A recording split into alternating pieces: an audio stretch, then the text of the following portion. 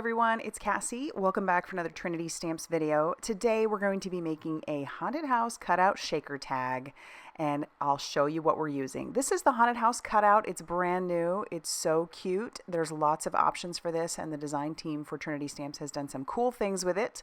We're also going to be using a sentiment for almost everything. The matching dies are new, but the stamp set isn't, so go grab it if you have this stamp set. I've already got my pieces ready. We have this Pumpkin Smash and Fright Night. Those are going to be added to our shaker tag. And then I have a bunch of cardstock that I've cut down to about 4 inches by 4 inches. Well, 2 pieces, some navy and some yellow. And I'm going to take our haunted house cutout and tack that down using a little bit of mint tape. And I'll run that through my die cutting machine.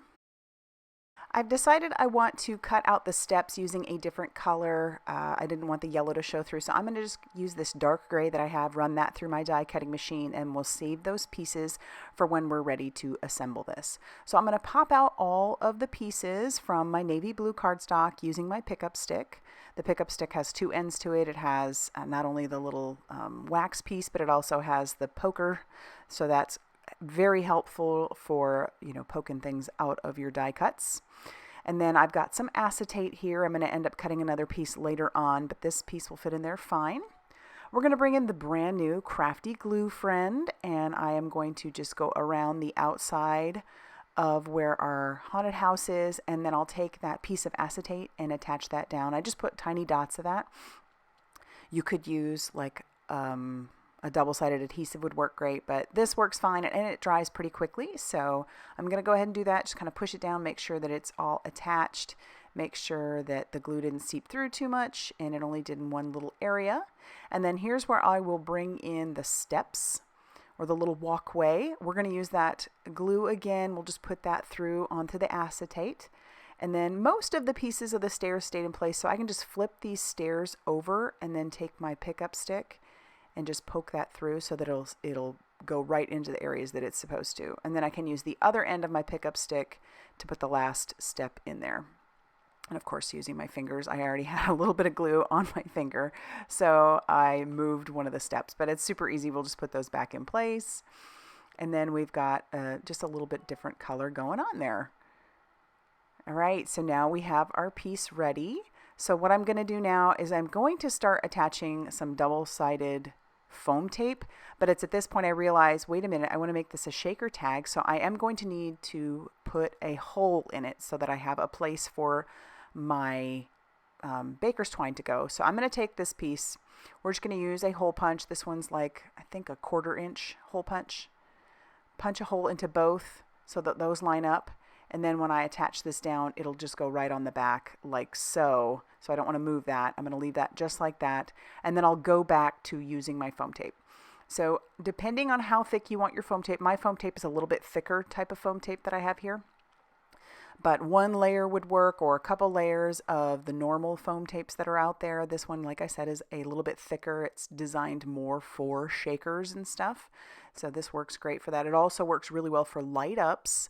So you could absolutely make this haunted house light up. And believe me, I have definitely thought about it. So I'm going to keep going with this foam tape, put that all over that back. I want to make sure it's fairly stable all around the outside edge wherever the shaker bits aren't going to be.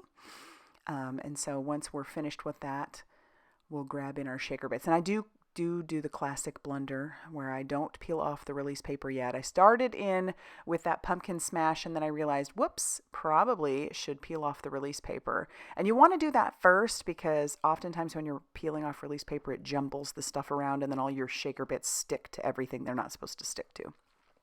So I got all of that off of there, and I went a little heavy-handed with the shaker stuff. I just couldn't help it. That next one was Fright Night. These are so cute, and I'll have them linked down below. But what I like to do is add another piece of acetate to the back. That way it's just that much easier to attach everything down.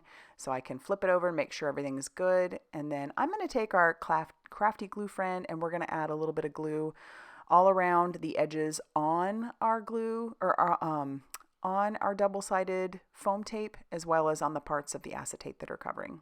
And then we'll just line that up. The little yellow piece on the back, our hole will line up. But by putting that glue on there, we have a little bit of wiggle room, and then we don't have to worry about if it's stuck down or not. I'm going to bring in our sentiment for almost anything, and we're going to use Happy Halloween. I end up stamping it 3 times. So I'm going to do a regular first generation stamp. First generation means you use the ink right from the stamp. And then I'm going to do second generation, which means you take the leftover ink that's on the stamp and stamp that down. It gives you a lighter look.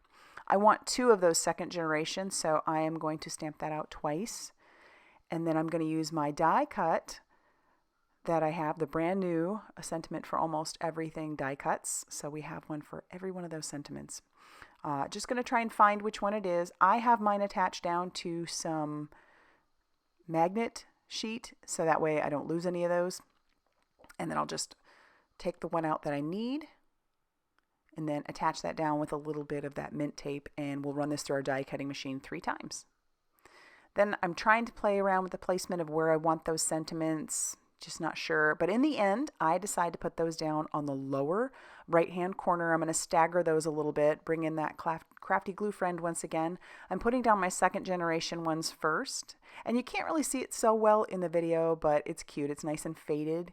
And then our first generation one will go right in the middle there. So I just think that's kind of a fun way to do a sentiment. And obviously we can't stop there, but check it out. We're going to bring in our baker's twine. So for our baker's twine, we're just going to double that up and then stick that through the hole. It goes through pretty easily. And then we'll stick what's left through our loop, and then we'll tie a knot at the other end, and we'll cut off the excess. And when we're done with that, that's going to finish off our tag. I love how this turned out. I love shakers, and I think these little bits in there are so stinking cute. Got all these different little pumpkins and stars and just darling little Halloween things. This will go great on a gift bag or whatnot. But if you like this video, be sure to hit that like button. Definitely consider subscribing if you haven't already done so. Be sure to check out all that Trinity Stamps has going on over on their blog, Facebook page, and Instagram for more crafty inspiration. Thanks for stopping by, and I hope you have a great day.